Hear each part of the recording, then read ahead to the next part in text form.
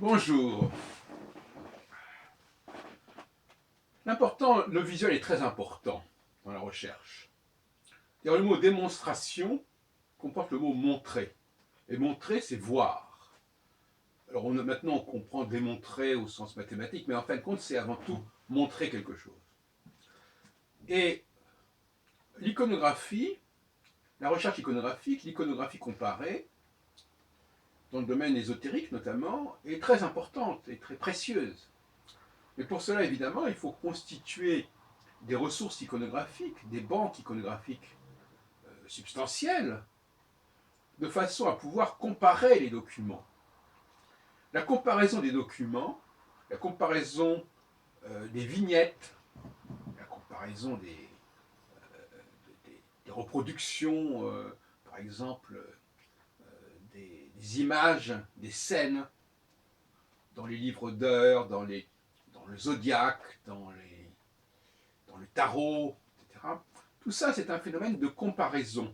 C'est-à-dire que il n'y a pas, c'est pas une question, je dirais, vous comprenez, ça n'est pas simplement de l'ordre de la parole, n'est-ce pas? C'est pas de la parole. Si je montre une image prise dans une série correspondant aux maisons astrologiques et une image prise dans le tarot, voilà, les images sont là, on les voit, on voit qu'elles se ressemblent, voyez-vous? Et à la limite, on ne peut même pas décrire l'image, mais on peut constater que ces images se ressemblent. On peut les décrire, certes, mais ce qui est important, c'est euh, le choc des images, comme dirait Match. Hein. Il faut regarder les choses et voir le rapport qu'il y a.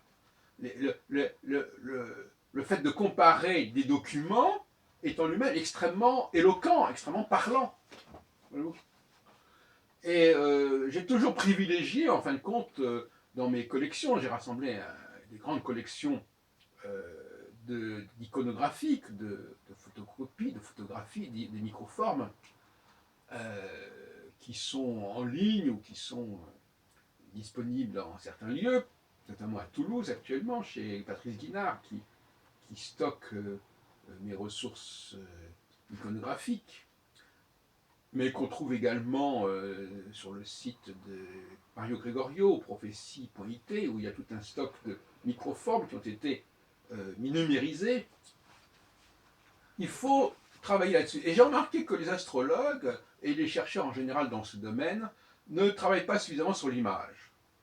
Euh, ils ils n'ont pas une culture iconographique significative et suffisante, et par conséquent, ils ne connaissent pas les tririgeurs du duc de Berry, ils ne connaissent pas les différentes roues concentriques qui représentent les signes des planètes, etc. Ils ne connaissent pas les enfants des planètes, les Kinderplaneten, ils ne connaissent pas les représentations des mois de l'année. Donc, ils ne connaissent que certains fragments du suivi iconographique, du lignage iconographique, et c'est très insuffisant.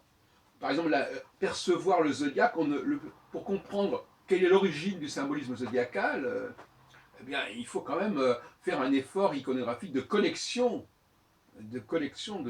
iconographique important. Non pas que je sois un passionné au niveau de la recherche astrologique proprement dit du symbolisme, parce que je m'en méfie, mais pour l'historien, en tout cas, c'est fondamental.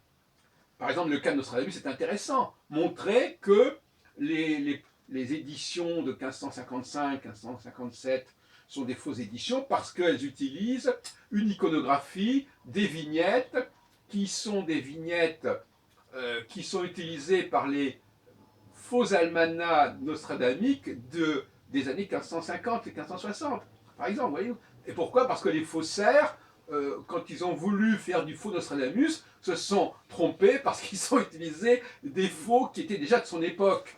Et donc ils ont cru que certains almanachs qui étaient signés Nostradamus étaient Nostradamus. Et donc ils ont fait ces montages. Donc par exemple l'édition de 1555 Massé Bonhomme, elle prend une vignette qui est utilisée par Barberegno dans les almanachs de 1560, par exemple, etc. etc. Voyez-vous, donc il y a tout un travail là-dessus sur l'iconographie, l'iconographie des fausses éditions, l'iconographie des imitations, les variantes, les variétés de l'iconographie par rapport à un même motif sont extrêmement parlantes également.